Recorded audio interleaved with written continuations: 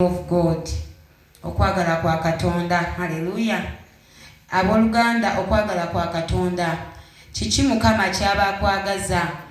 Ebiseera bingi buli omu ali wano manyi nti oyinza obeera n'okuyayana kw'omubiri gwo gwe nga ggwe ng'ekyamazima owulira kyoyagala okukola, ng'owulira gwe kyoteekeddwa okukola, omubiri gwe gugamba kola kino. Ng'akaseera nga kano nze obudde bwe buti mmanyi okudoozingamu kaawo nengeramu nti naye bw'osalawo n'ogamba nti nedda mu kifo ky'otulo kaŋŋende mu nnyumba ya Mukama, awo omubiri oba oguwakanyizza ng'okoze Katonda ky'ayagala. Haleluya. Bulijjo omubiri neeguba nga gukubanja gutya oba ebirowoozo gwe bigamba nti kola kino, bulijjo tuwulirizenga nnyo okwagala kwa Katonda. Haleluya. Nagambibwa okuweereza wiiki eri naye ekyamazima ennaku ezo zonna mbadde mbuuza Mukama nga sikifuna, naye nafunye ekigambo ekiri very clear, okwagala kwa Katonda. Era abooluganda ekigambo kino manyi nga kirina gwe kigenda okugasa, kubanga ekigambo kya Katonda kijja olw'ensonga, tekijja nga tekirina gwe kize kutaasa. Mukama alina gwalaba ng'ekyamazima oba ffenna nga twetaaga tuteekeddwa okukola okwagala kwe. Haleluya. Ne bwe tuba nga weŋŋambye nti omubiri gwe guyinza okuba nga gugamba kola kino, naye bulijjo weebuuze kye ŋŋenda okukola kwe kwagala kwa Katonda. Nti nedda kakati akaseera kano nandibadde nkola kino naye kwagala kwa Katonda. Nze wiiki ng'emu emabega waliwo omwami yajja omuvubuka nga balina oluzi lwe basima.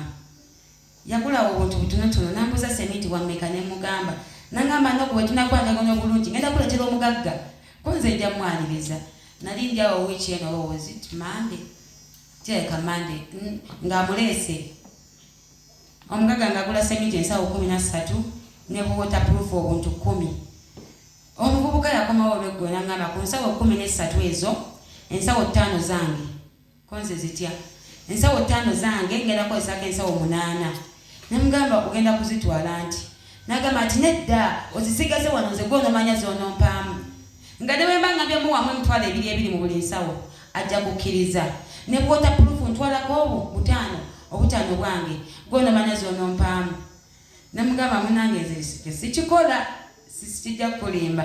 Nangamba ate ki otidde ki? Omugagga tagenda kumanya. Nemugamba sitya mugagga ntya Katonda oba tobbye ate kakati mama abaana wereka abalokolera mmwe mujjuza pozi oli mulokole kuba bwe bagira ne boosi basangako enjiri ya Musumba Tom. Era boosi we nangamba bannange Mukama ndeese olina mulokole byenjagala ebyo njagala nnyo okula ku booluganda. Kati omuvubuka kyeyavaga pozi yamma oli mulokole naye mukisussa nammwe. Namugamba sikukisussa naye nze ekyo sikikola. Nenkwate nange akati onsuubiza Katonda nenkwate 15 namugamba genda onywa Katonda. Haleluya.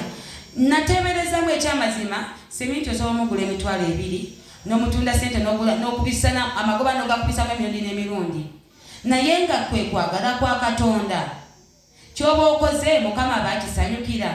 Yesu yeebazibwe. Kati abooluganda buli kye tukola tufube okulaba nga tusiimibwa Katonda era nga kwe kwagala kwa Katonda. Haleluya. Tusomeko mu Matayo 26:38. Matayo 26:38.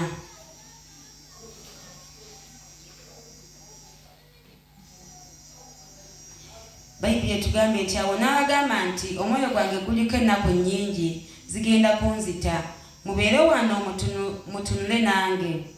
N'atambulako katono n'avuunama n'asaba n'agamba nti ayi Kitange, ekikompe kino kinveeko obanga kiyinzika, naye singa nze bwe njagala wabula nga ggwe bw'oyagala.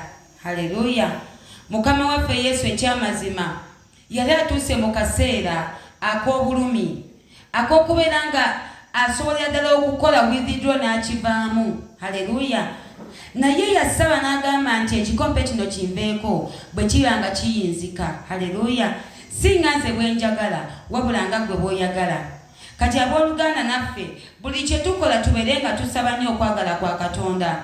Buli kyokola owooluganda, buli ntambula zo zonna weebuuze nga kino is it in line with God? Kiri makubo matuufu ne Katonda? Mukama kino akyagala kyemba nkola bwe kibanga owooluganda ne woobanga ofunamu magoba ga bukadde bumeka naye nga tekiri mu kwagala kwa Katonda nga Mukama takisanyukira, muganda wange kireke, kubanga ogenda kikola kijja kukulumiriza obulamu bwo bwonna. Ojja kuwulira ng'ekyamazima toteredde ate ng'amaaso ga Katonda wamiisinze dda maaka.